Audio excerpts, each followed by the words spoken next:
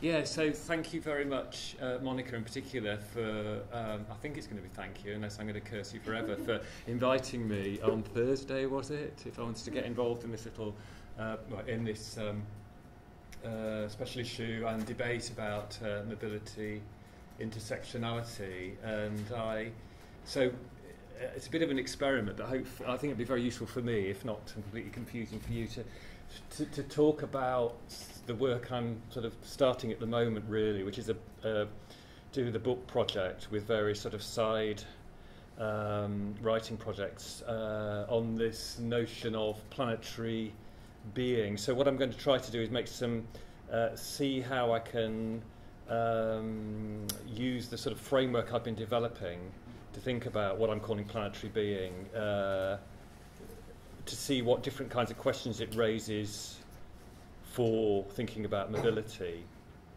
So in some ways, I think this project will connect with some of the themes that Ole was talking about before, particularly the speculative realism, ideas of matter and materialism. And in as far as I've engaged with that literature, it's interesting. I suppose one of the things I've thought is that there's a lot of focus on objects, so the sort of object-oriented way of thinking. And as I've been sort of engaging with various planetary themes, particularly around air, atmosphere and rock and geology and so on, I'm much more aware of the kind of continuous nature of the Earth's surface, if you like, the Earth's body, so that a lot of the time I think we need to develop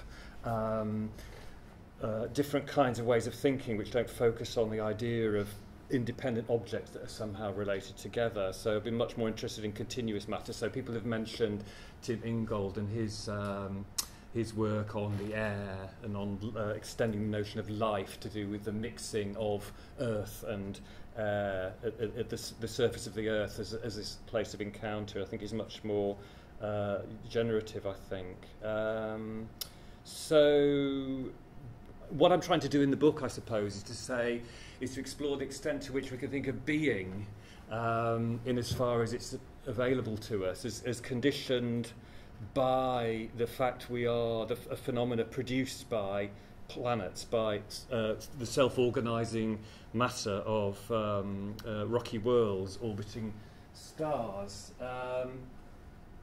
So, just as philosophers in the 20th century, like Heidegger, sort of focused on the way we are sort of thrown into the world and find ourselves amongst things, and also we're conditioned by temporality, by a sort of projected sort of structure of being in the world, that we are constantly thinking about the different kinds of relations to the future. And just as Merleau-Ponty as well sort of argued that you can't really understand what it is, to be alive, to use an Ingold's term, without thinking about embodiment.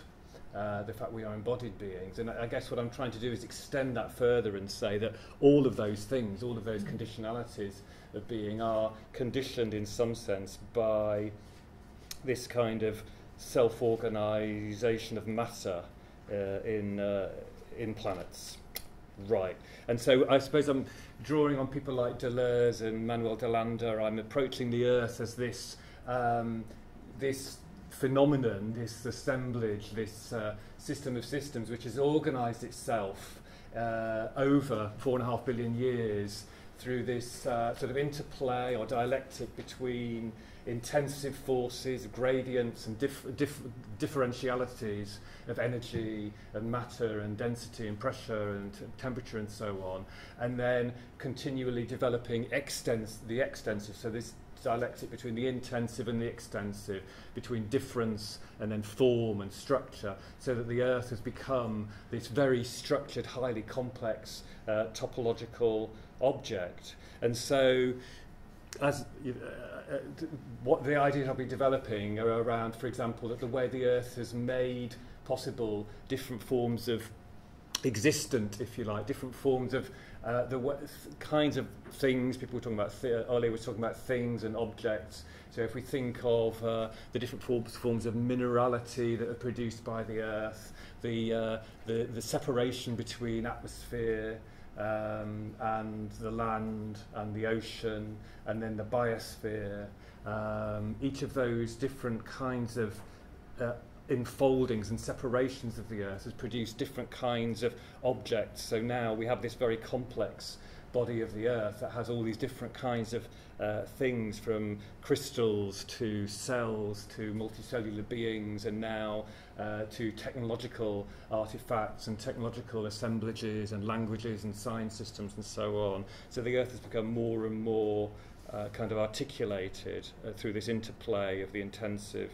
and the extensive, the material, the energetic and the semiotic over time. And the Earth has also produced new kinds of time, new kinds of temporality, so seeing new forms of irreversibility and reversible processes, and particularly so how biological evolution, which is this sort of evolution from the disorder to order, the sort of reverse of the usual thermodynamic arrow of time, which is seen to go from order to chaos, that the Earth is full of these very complex different forms of time, cycles and linear forms of time that interact in different kinds of way. And I suppose what Monica's invitation made me think about is, okay, to what extent has the Earth made possible different kinds of movement through this complex sort of articulation of the Earth's body over its time?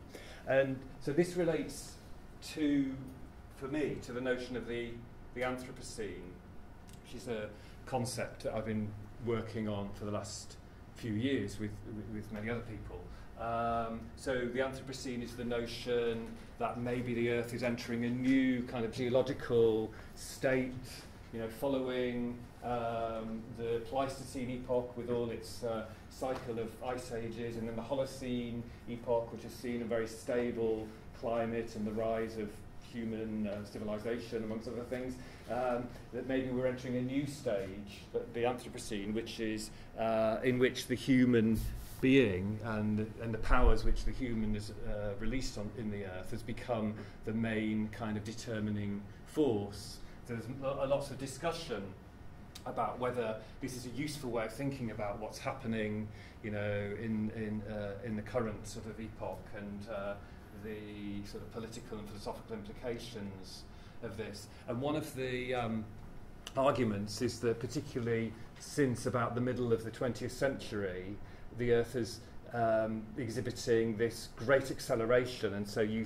typically see this array of maps where, and you can't quite see what these are, but that's like population and water use, and there's various kind of different sort of metrics. And roughly speaking, around about 1950, the post-war sort of long economic boom, you get this sort of huge sort of upsurge, this tilting up of all these graphs, acceleration in the sort of transformations in the extent, for example, to which nitrogen fixation becomes a phenomenon that is dominated by human technological activity rather than plant activity.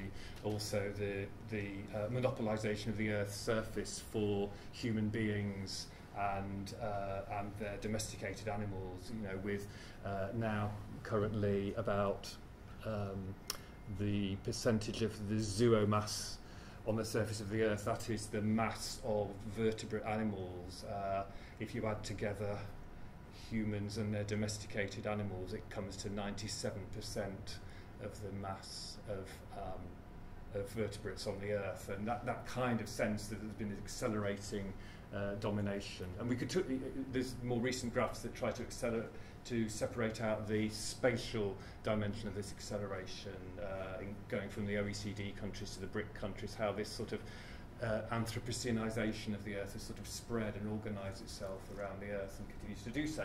So, and what's interesting, I suppose, from a mobility's point of view, is partly that some of these graphs are graphs of mobility. They're graphs of air travel or tourism, or the movement of sediment. So more sediment, way more sediment, is moved by human technological action now than is moved by all the rivers and oceans of the earth and things like that. But also that there are kind of mobilities dimensions to the origins of the Anthropocene as well, and particularly this new thesis that one of the key points in the origin of the Anthropocene is the bringing together of the old world and the new world, the Columbus and the colonization of America.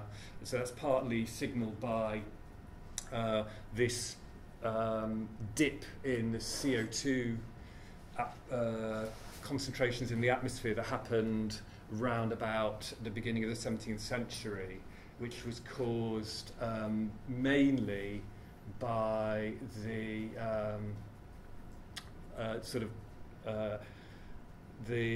decimation of Native American populations in North America through disease, etc. And so a lot of forests grew back because of the dying of Native American populations, and so that sucked in all this CO2.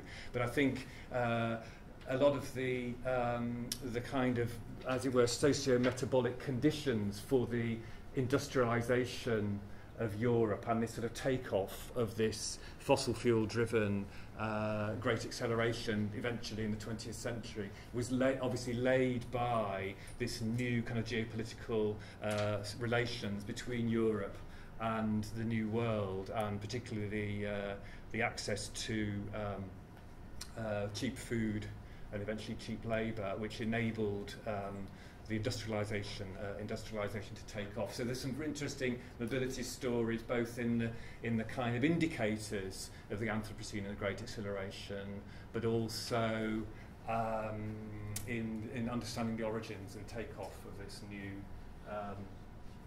proposed new period.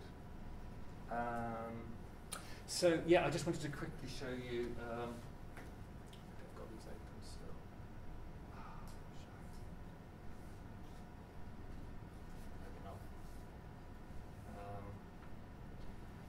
This is kind of another way into describing what I'm trying to do here, I suppose. And this is just referring to some work that I've been doing with this artist, Thomas Szerszynski, who's based in Berlin.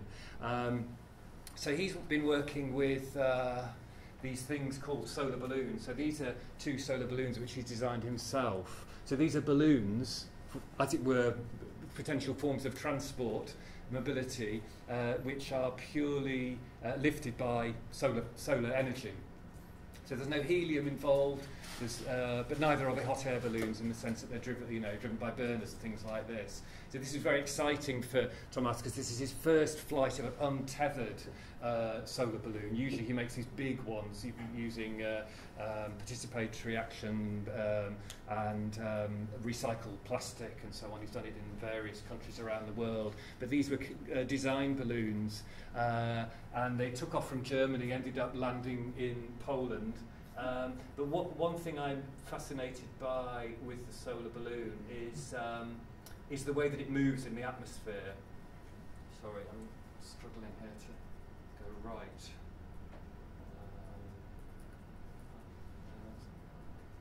So I've lost the right-hand end of the screen. So these fly. Obviously they're balloons, so in a sense what they do is they reveal the kind of movement of the air, that they rise in the air in a way, the way a pocket of air rises, So they're typically they launched, which is a very difficult process in itself, at sunrise, which is when the sunlight is coming over the horizon, is warming the ground, and the air starts to rise, which is what produces our lovely cumulus clouds over land and everything.